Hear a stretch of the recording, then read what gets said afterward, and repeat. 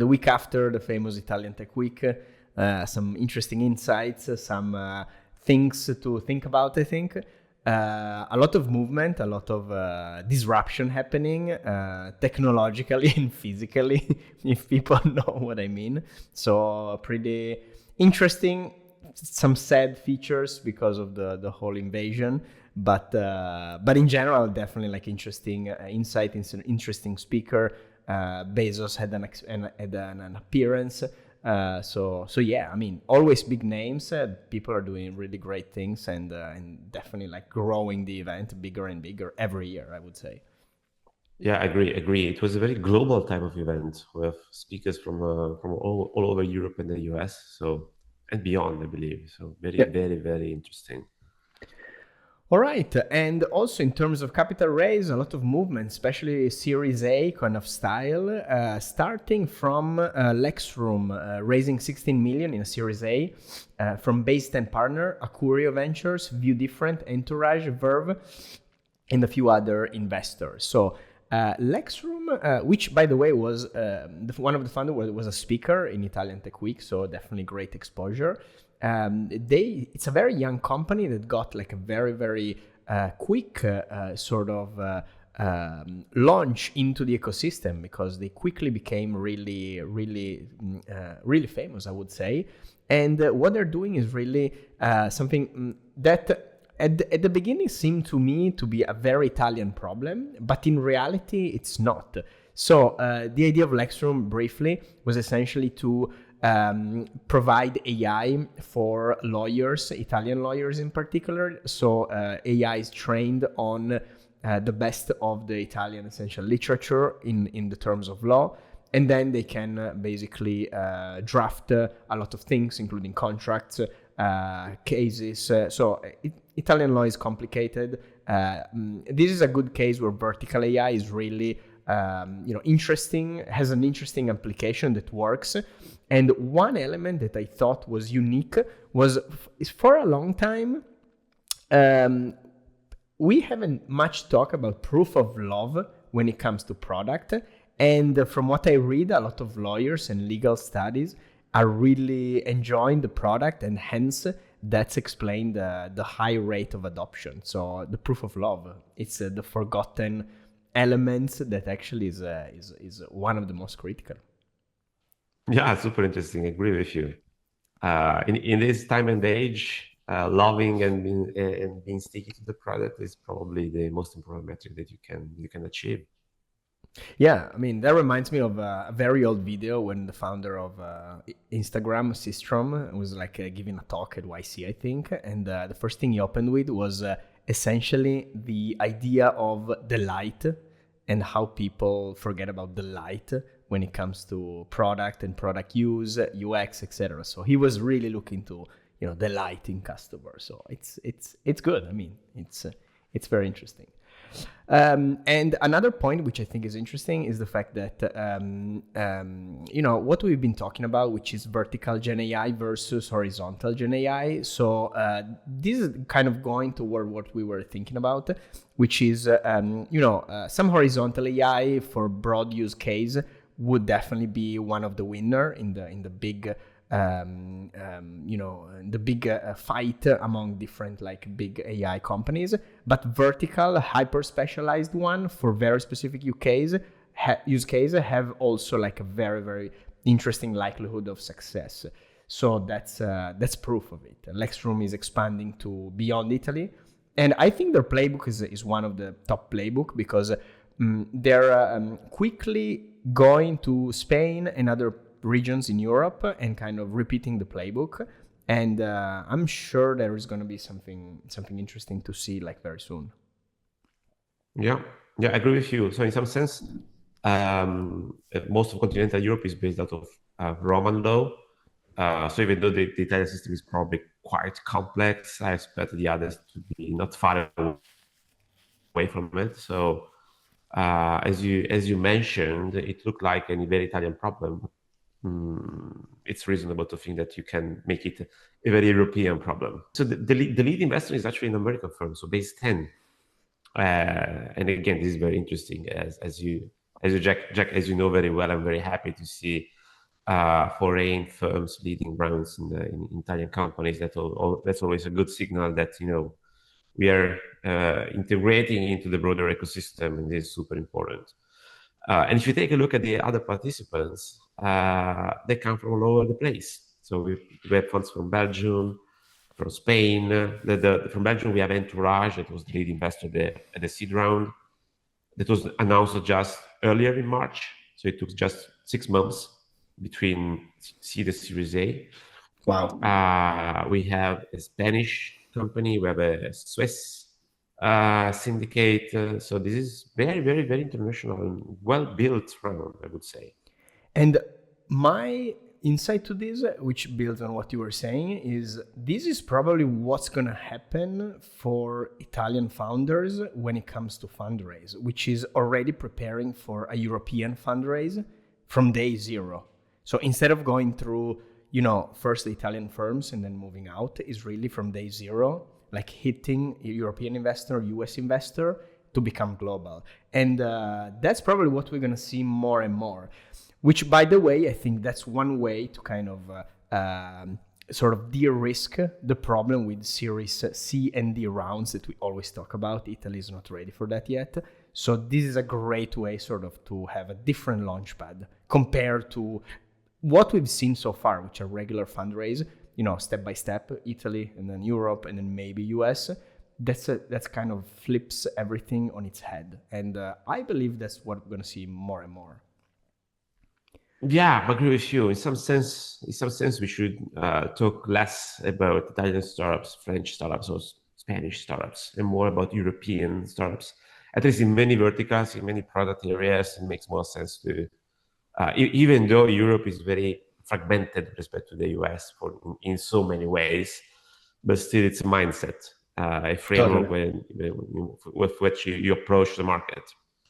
And the change in the way you explain yourself probably is one of the key to unlock more growth in the European market, at least. No, totally. They're much more fluid and much more, easy to scale and to gain capital and, basically get capital from the right ecosystem at the right time. To be honest, at the beginning, when I read about Lexroom, I was like, okay, great. It's going to be a great business in Italy, but what about the expansion? Well, probably they already pitched. Italy as a test sort of sandbox with already the idea of like going way beyond Italy. So maybe that's the angle of the investment. So definitely interesting ideas and interesting team that, is delivering great results. So awesome. All right, moving on to another Series A. And by the way, again, we are at kind of the Series A sort of definition. 10 to 15, it's the current idea of Italian Series A, I would say, roughly, right? Another great company, Serenis, which, by the way, also have an explosive revenue scale, which we talk about, raised 12 million in a Series A from Angelini Venture, CDP Venture Capital, Azimut, X Equity, Invictus, Lumen, FG2, and Club degli Investitori. So Sereni, they're basically trying to building a platform for mental healthness. Their customer is mostly like big corporation that are trying to sort of cater the needs of their employees. And talking about revenues, so 2022, I think basically they closed with 2 million euro in revenue. And 2 years later, in 2024, they are at 25 million. So with a projection of around 40 by the end of this year. So you don't see this number very often. And it's very, very interesting to see this kind of curve. What is your first reaction here? That apparently in Italy, we are able to pull these numbers in a very specific market. That's this one. Online psychology, mental support, mental wellness, mental welfare. That's interesting. I mean, Uno Bravo has had the same trajectory in some sense. So explosive growth. And we discovered that there was a lot of demand for this type of support in some sense. Super interesting. Does it say something about the current state of society? I was exactly. I always wonder. I always wonder. Yeah, maybe we don't have enough mental support. We need sort of to rethink about work balance, mental healthness in different angles. I mean, the good thing is that people are more and more aware of these kind of topics, which are absolutely sensitive. And the other good thing is that companies are also sensitive to invest money in this kind of operations. So it's not bad. One other element is that how enterprise are sensitive. So kind of they're building the enterprise wellness infrastructure layer, which is something that, again, it's something good news that corporations are sensitive about it. And yeah, people are building on top of that, which is great news, both for employees and employers, for sure. In this case, I was curious about the round. So Angelini Ventures leading the round is super interesting.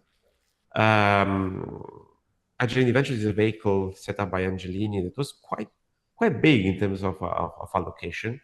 It was in the broad scope around their activities, and I think it's interesting to see them investing in this specific area because we are not in the pharma area. This is about wellness area. So very interesting, and a lot.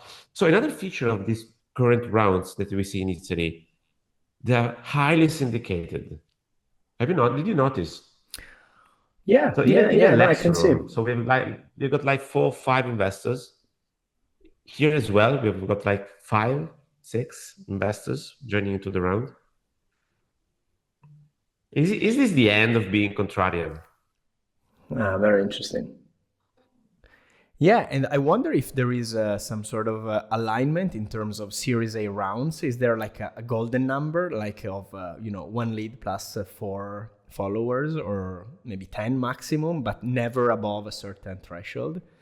Yeah, very interesting point. Very interesting point. I don't even believe this is a purely Italian thing. It's probably a much more distributed in Europe and the US thing.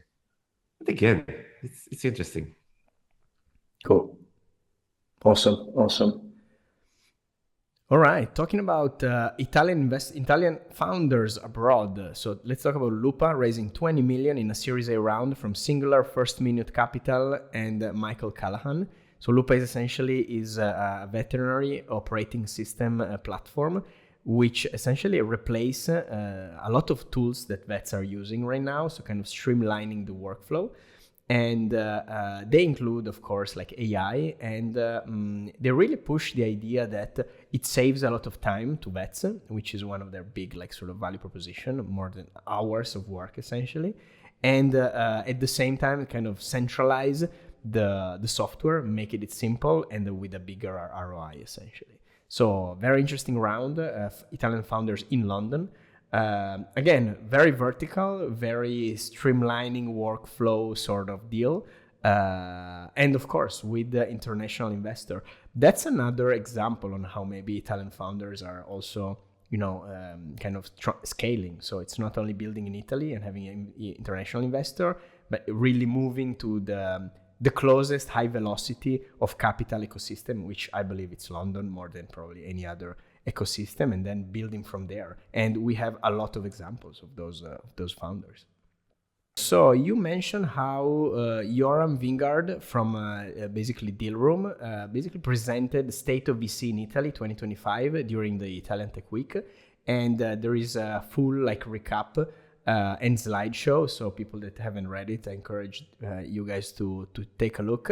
There are a few insights which are super interesting. Well, the one that really caught my eye, since we've been talking about founders, is the idea that more and more founders are basically becoming smarter and smarter in terms of playbook, both in fundraising and building, also because they were exposed to unicorn. So essentially a lot of former unicorn operators are essentially absorbing everything they can and then building in Europe, in Italy, and then they are basically confirming that those playbooks are playbooks that work. So that's good news.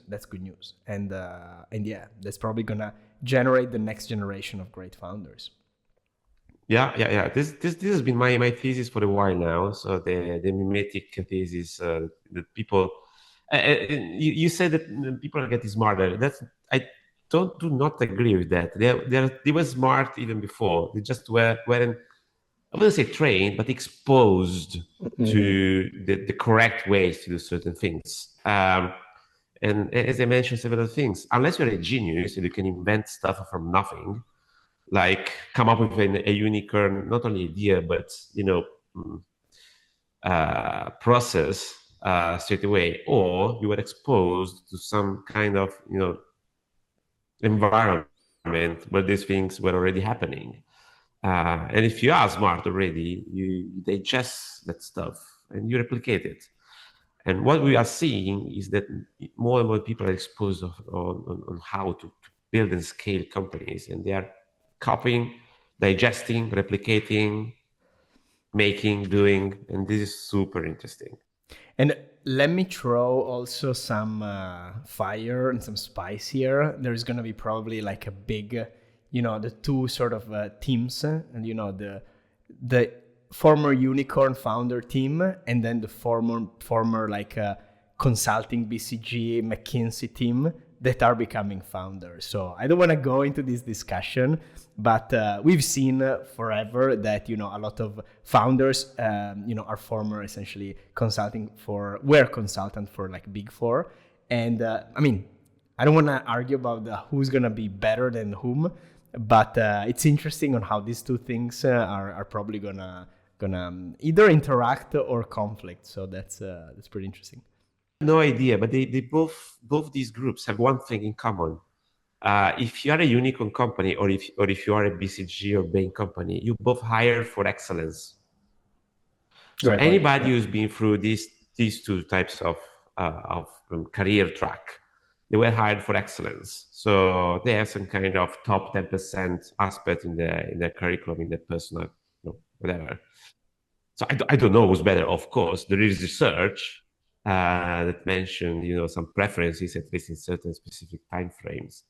But still, I expect excellence from both this type of Great point. No, absolutely great point.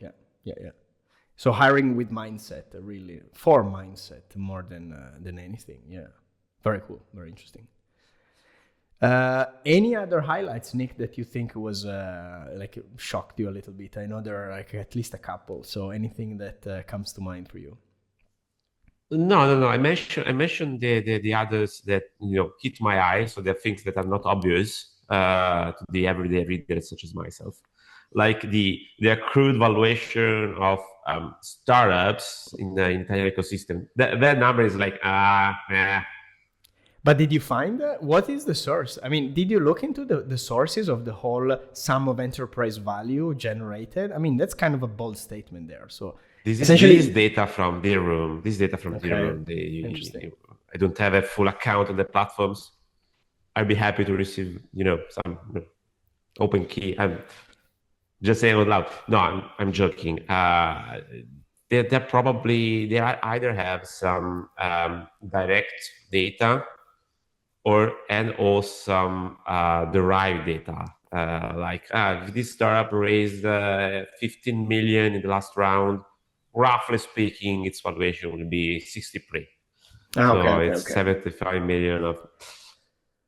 It's kind of an implicit enterprise valuation sort of deal. It might make sense actually, because that it's a tough number to digest. It's a tough number to argue. You need a lot of assumption, but yeah, the point here, especially for the readers, is really to look into the assumption, what's behind. It's not a fixed number there, so that's really the message. It's interesting to think about this. In that case, the most interesting part is the delta, is the growth year over year. Like last year there was it was unlocked like 4 billion of enterprise value in the startup ecosystem. Like what? And if you think about the rounds, the evaluations, kind of it could make sense somehow. So it's not completely out of this world, but still. The numbers are interesting. Interesting. Awesome. All I'm right. curious to see. I'm curious to see how those 60 billion of value are actually realized on the market. Yeah, that's the other element. I mean, these again, that's kind of what we discussed the other week. So it's unrealized value. So, and that's unrealized is the keyword here. So we can make all the assumption you want, but at the end of the day, what's gonna happen and what's gonna count is exactly the stamp, the DPIs. Absolutely. All right, Nick. Thank you so much for joining with this episode, and I'll see you next week for more news.